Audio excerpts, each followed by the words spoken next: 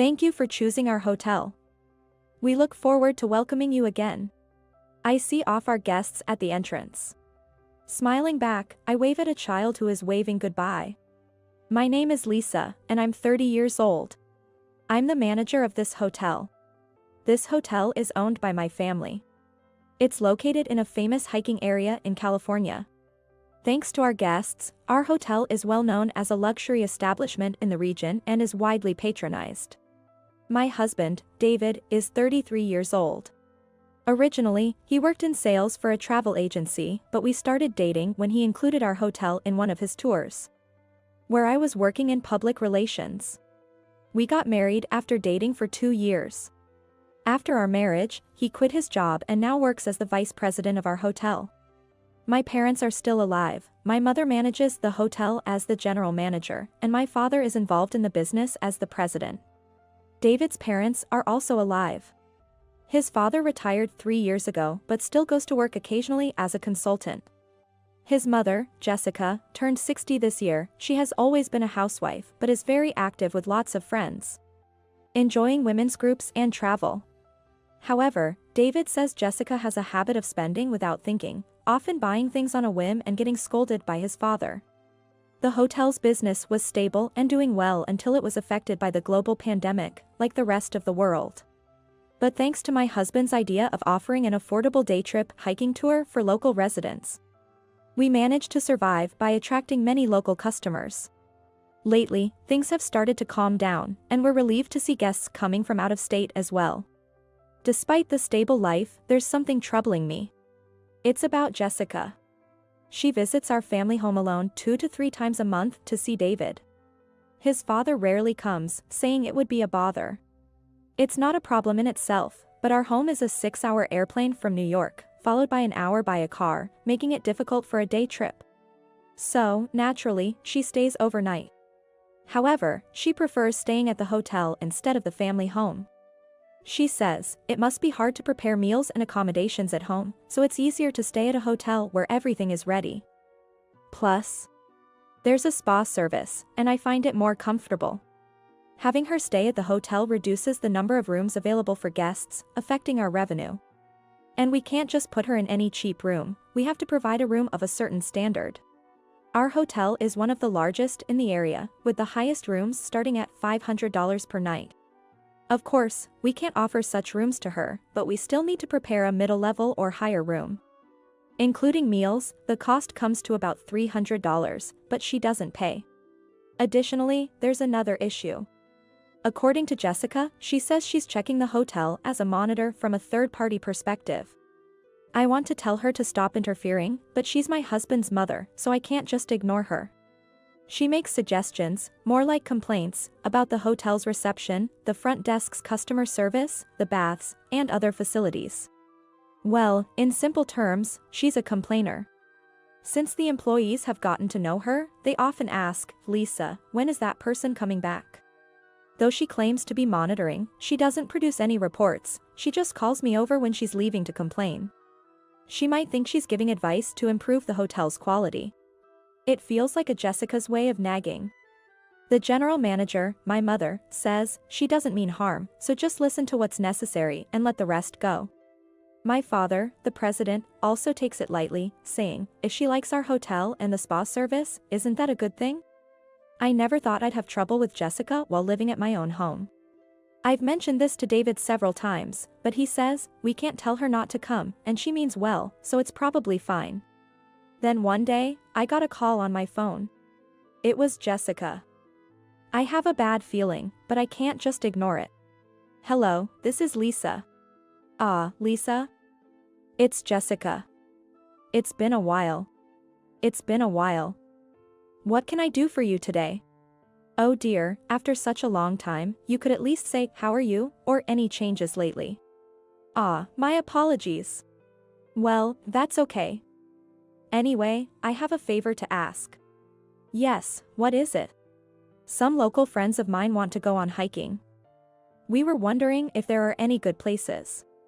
And I remembered there are several nice hiking routes and delicious food around your hotel, so I mentioned it to everyone. Thank you very much. I couldn't help but think this was unnecessary. This season is peak time, so we're quite busy.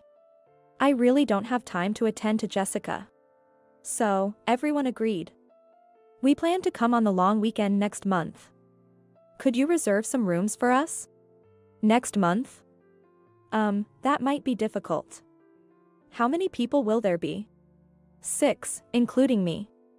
All women, of course. Would it be alright to split into 2 or 3 rooms then? That won't do.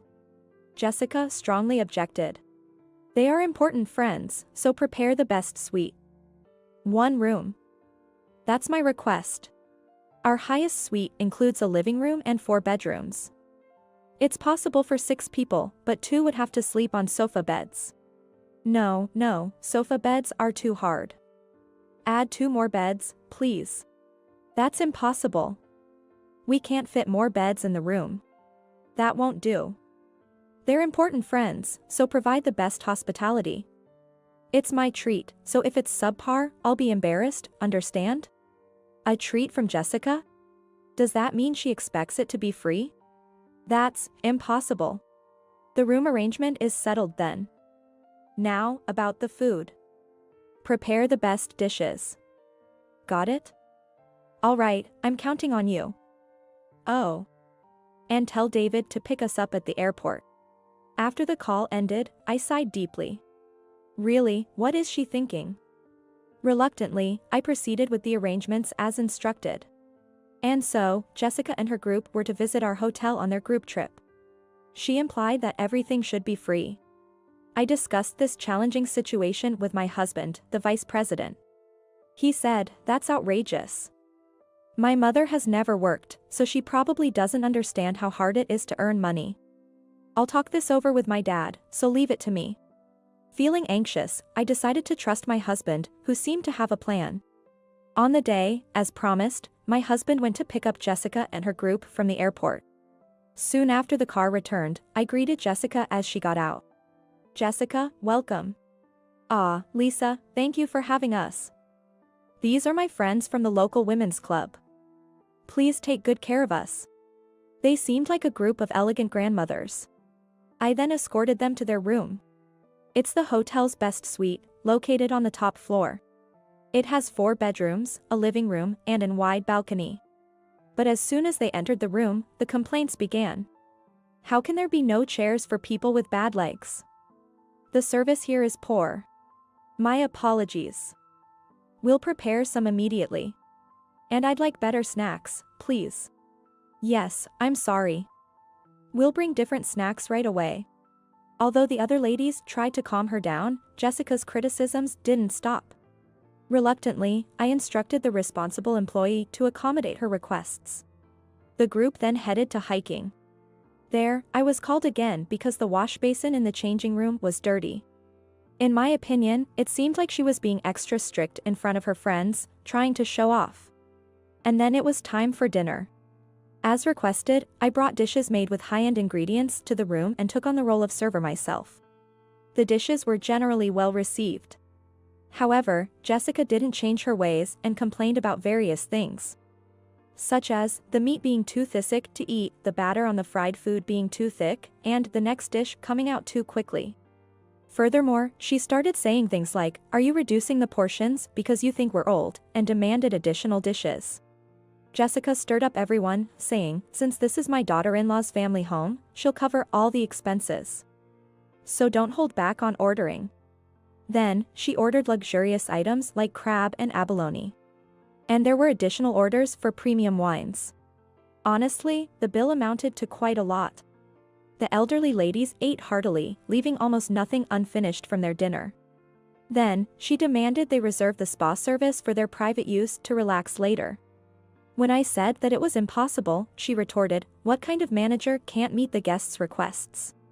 After consulting with my mother, she suggested that we could possibly make an exception to reserve the spa exclusively for them the following morning. When I conveyed this to them, they thankfully agreed. Then, there were even more orders for late-night snacks and drinks before bed. Truly, these are some lively grandmothers. Even when it came to sleeping arrangements, we carried beds to the room as requested. Since moving large beds was impractical, we prepared extra beds, but this too was met with complaints. She was furious, exclaiming, "I can't sleep in a bed like this." At a loss for what to do, another guest kindly intervened, saying that was sufficient, and somehow the situation was diffused.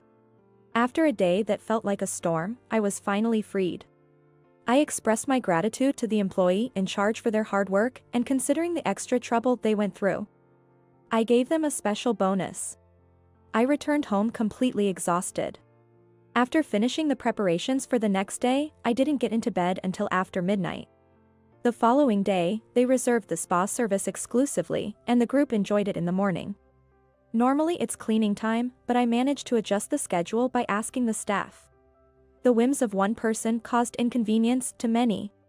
Then, my husband said he was going to pick someone up and headed to the airport by car. They finished breakfast without any particular complaints. Well, there were some minor complaints about the coffee being too lukewarm and the soup being too salty. After serving breakfast, I went back to the front desk to prepare for the guests' checkout. That's when I saw the total bill for Jessica's group exceeded $5,000. Soon, the group appeared. I stopped Jessica, who was about to leave after returning her key to the front desk, and asked her to settle the bill. The total comes to $5,000. Will you be paying in cash or by card? Then, Jessica exclaimed, "Huh?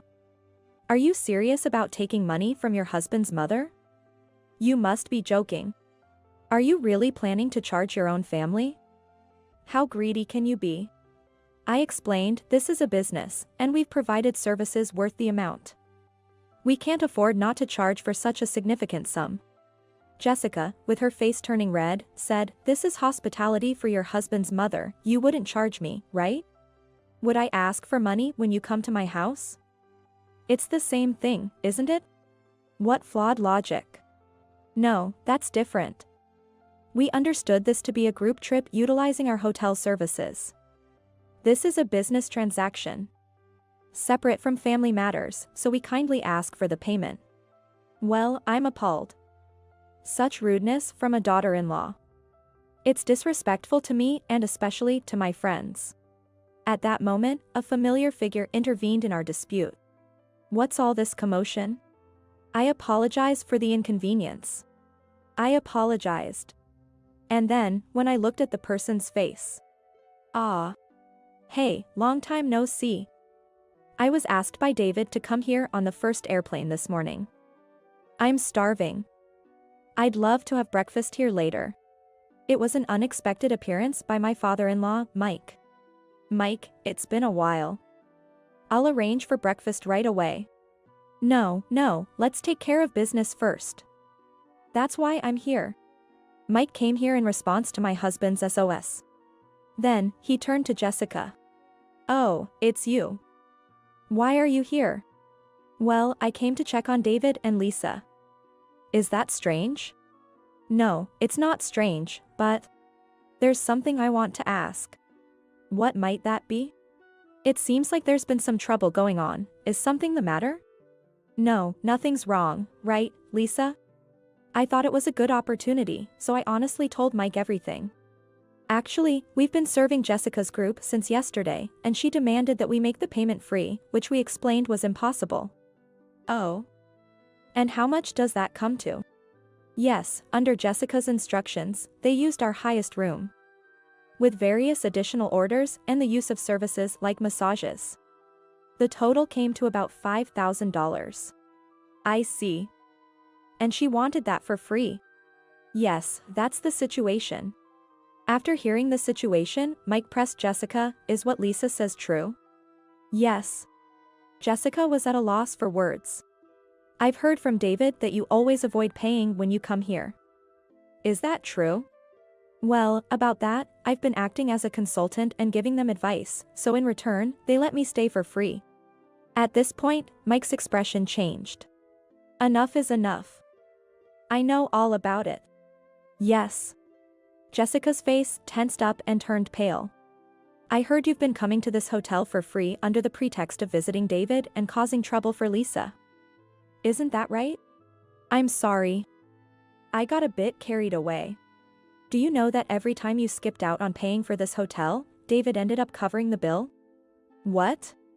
I've come to discuss something. David was worried about you using the hotel for free again during this trip. I'm sorry.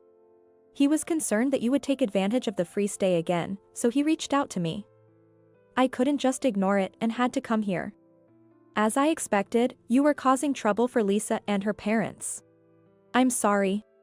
I've been worried about your spending habits for a while now. Your attitude towards Lisa is also unacceptable. That's why I've made a decision. What is that? If you want to see David that badly, how about working here as an employee for a while? Until you've repaid all the charges.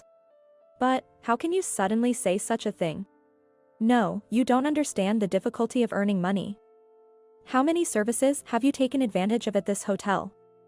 And you demand they be free. The difficulty of working and the value of the money earned from it. Someone who doesn't understand that should experience it themselves.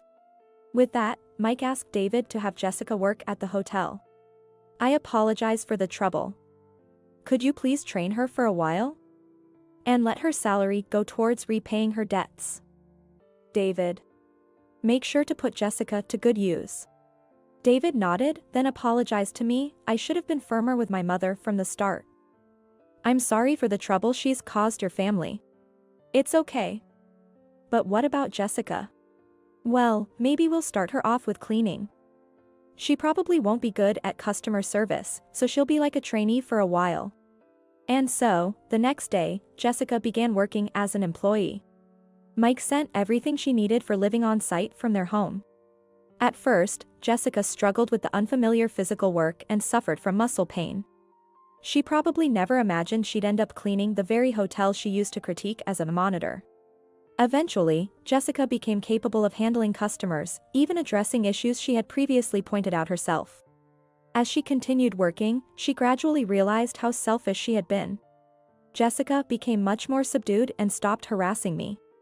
It might have been a bit of tough love, but it seems to have been good medicine. Mike's plan was a great success. Although my job is challenging, seeing the smiles on our guests' faces makes all the fatigue vanish, and it brings me joy. I intend to keep working hard to earn the smiles and thank yous from our customers.